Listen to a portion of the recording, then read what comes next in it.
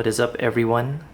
Today we're going to do an oil change, an oil filter change for the Honda CBR500R. Let's take a look at the stuff that you'll need. Highly suggest that you have the appropriate service manual so that you can follow the correct process and instructions. Next, you need 12mm socket. Okay.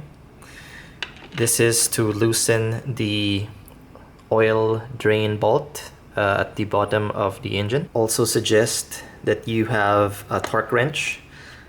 This is for setting the appropriate torque when you reattach the oil drain bolt. And then finally, you would need the filter, the oil filter itself, the CBR500R. So what I have here is a K&N filter. It says here Yamaha, but the model KN204 is compatible with the CBR. The reason why I like this oil filter, it has this welded nut so that it's possible to actually remove this in the future, okay, using a wrench. And finally, I also got Honda's official fully synthetic oil, okay, 10W30. This is the recommended oil for the CBR500R, okay, at least according to the manual. And obviously because it comes from Honda Philippines, then that's what I'm gonna use. Okay, we're here again in the basement. This is where we're gonna do the oil change. So first thing you do is you set up your bike so that you'll be able to work faster. I put the plastic sheet at the bottom just to catch excess oil. Also, as you can see, this is an oil drain pan. This is where we'll catch the oil. Also, I got the product stand ready to go. So the first step is to actually run the engine for 3 to 5 minutes.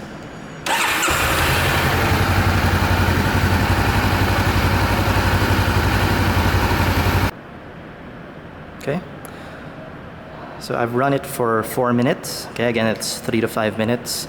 Then you let it cool down for 2 to 3 minutes. Okay, remove the oil filler cap. There is a oil drain bolt here at the bottom. It's hard to see. I should transfer.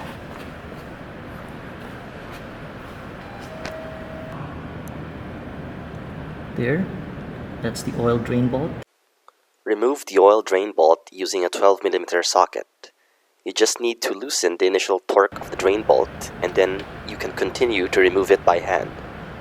Be careful when removing the bolt, because hot oil will come gushing out. There is a crush washer that you need to watch out for. Make sure to find it, as you will need to either replace it with a new one, or in my case, I just used it again. So after the oil drains, I took out the sides, the product stand, so that you can drain all of the excess oil. Okay, and once that drains, the next step is to remove the oil filter, which is this one over here. Okay, that round one, that's the oil filter.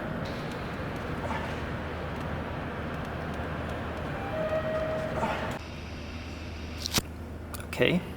Short update, guys. I was able to finally remove the oil filter. As you can see over there, the filter is removed and it's now dripping of the excess oil. So this is actually the filter, the oil filter. I tried to initially remove it by hand, but that was super impossible. So I tried a variety of methods. As you can see, I already resorted to removing the fairings just so I can get a better access to the filter. So I tried some tools, tried it by hand at first, then I tried the chain wrench tool, but that didn't work. But this one, this one was the one that worked. So basically just clamped it, okay, on the oil filter. turned it loose, and that worked. That is one tight oil filter. Okay. So next step is to clean the oil filter connection. So I got some paper towels. Just clean it. Okay. And then afterwards, gonna get the new oil filter in place. When you're ready to attach the filter, you remove this plastic cover here, and you see this black rubber O-ring. Take some of the new oil, okay, and then lightly dab it over the black O-ring, okay? Then attach it. So remember to remove this plastic first, okay? So you don't need a tool to attach this. What you basically do is you hand tight it. Once you feel the rubber O-ring hitting the mating surface, just do a quarter turn or a half turn, okay, and that'll be good. And that will allow you to remove it easier next time. There's also a torque setting, which I will, if you really want to tighten it based on torque, I will display it in the screen, but basically hand tightening this is pretty good already. Okay. Okay, now I've got the fairings in place. Next step, as you remember earlier, is that the drain bolt, which is underneath, that one over there, we hand tightened it. Now we're going to tighten it to spec, which is 30 Newton meters or 22 foot-pounds of torque. Got here a torque wrench, so we're going to do that now. Alright, after tightening the drain bolt and also attaching the filter, it's time to fill the motorcycle with oil.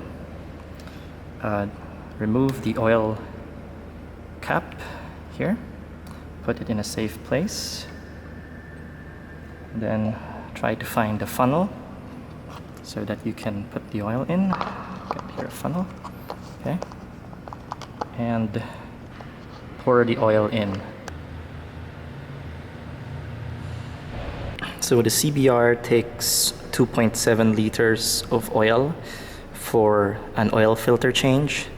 So I got a couple of already empty 1 liter bottles.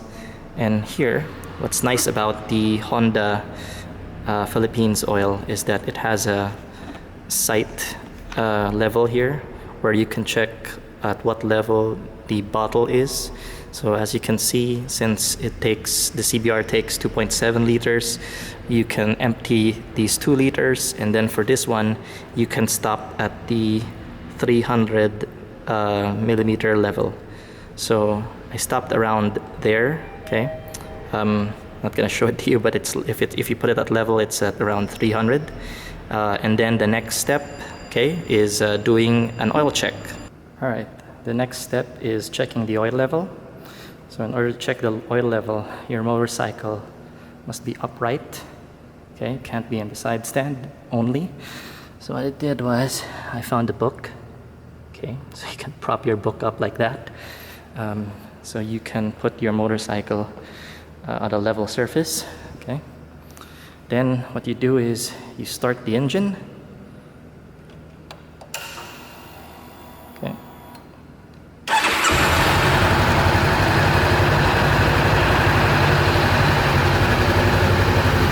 And then you wait for 3 to 5 minutes. After 3 to 5 minutes, shut down the engine, wait for 2 to 3 minutes, and then you check the oil level here at the sight glass.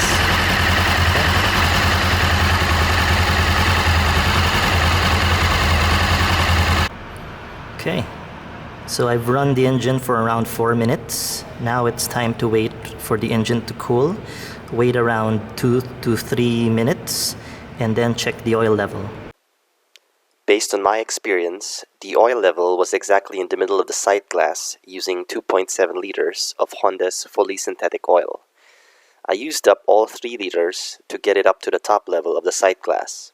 Your experience may vary. Make sure to do an oil check to heat up the engine and the oil, and check for leaks before going on a long ride. Alright, so after you're done with the oil change, and also after you've done checking the level, just monitor for the next few hours just to check if there's any leaks. Okay, if there's no leaks, then you're good. Okay, keep checking the oil because it is a good regular maintenance task.